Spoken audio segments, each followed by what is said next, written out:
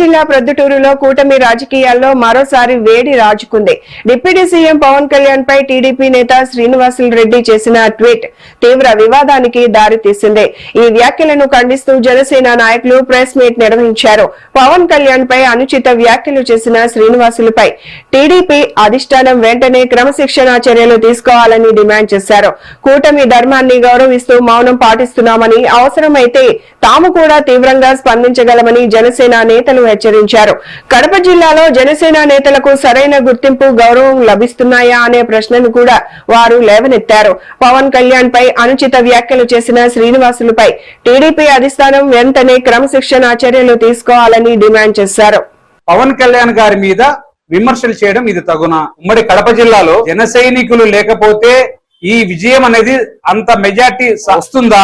అంటే జన సైనికుల ప్రభావితం లేకోకుండా మన కడప జిల్లాలోనే ఇన్ని సీట్లు మనం గెలవగలుగుతామా? ఒకసారి మంగళగిరి మా జనసేన పార్టీ ఆఫీస్ గానీ, లేదంటే తెలుగుదేశం పార్టీ ఆఫీస్ గానీ వెళ్తే ఎంత జనసేన పార్టీ ఓటు శాతం ఉంది ఈ ఉమ్మడి కడప జిల్లాలో అనే విషయం అర్థమవుతుంది సార్. మాకేమన్నా మాకు బాధలు లేవా? మేమేమన్నా ఇప్పుడు ఉమ్మడిలో మన పొత్తులో భాగంగా, పొత్తులో ధర్మంగా, పొత్తులో మనము కూటమి ఎందుకు మా పవన్ కళ్యాణ్ గారు ప్రోత్సహించారు? 5 కోట్ల మంది ఆంధ్రప్రదేశ్ ప్రజలు సంతోషంగా ఉండాలి, 10 ఏళ్ల పాటు ఈ కూటమి కొనసాగుతుంది అని గర్వంగా చెప్తున్నాడు.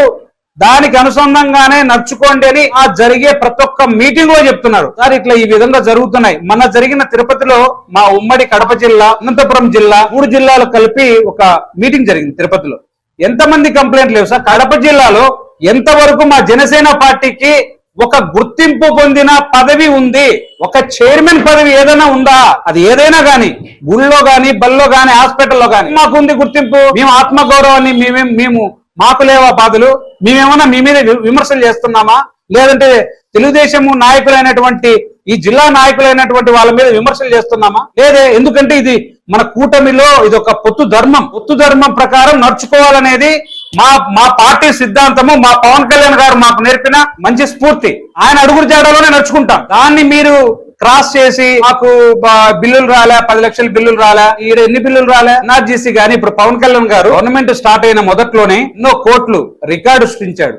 మరి సచివాలయాల్లో మా పవన్ కళ్యాణ్ గారి ఫోటో ఉందా సార్? ఇక్కడ తూర్పు కాన్స్టిట్యున్సీ గానీ, కడప గానీ, కడప జిల్లా ఏ కాన్స్టిట్యున్సీ గానీ మాకు ఆర్థికంగా ఎందుకంటే మేము ఆర్థికంగా మా పార్టీ ఇక్కడ ఆర్థికంగా లేదు, కానీ ఆత్మగౌరవంగా బలంగా ఉన్నాం. ఇటువంటి వ్యాఖ్యలు చేయడం అనేది మీకు ఎటువంటిది అసలు తగదు సార్. దయచేసి ఇటువంటి మా పవన్ కళ్యాణ్ గారి మీద విమర్శలు చేసేటప్పుడు 1కి 2 సార్లు పూర్తిగా ఆలోచించి విమర్శలు చేయండి. అంతేకాదు తెలుగుదేశం పార్టీ నాయకులు ఎవరైనా సరే, ఎందుకంటే మేము పొత్తు ధర్మం అనుసంధానము మేము నడుచుకుంటున్నాం. మేము కూడా పొత్తు ధర్మాన్ని పక్కన పెడితే జెండాల గురించి మాట్లాడడం మాకేం కొత్త ఏం కాదు. ఎందుకంటే ప్రశ్నించడం మొదలు పెడితే జనసేన పార్టీ పుట్టిందే ప్రశ్నించడంలో.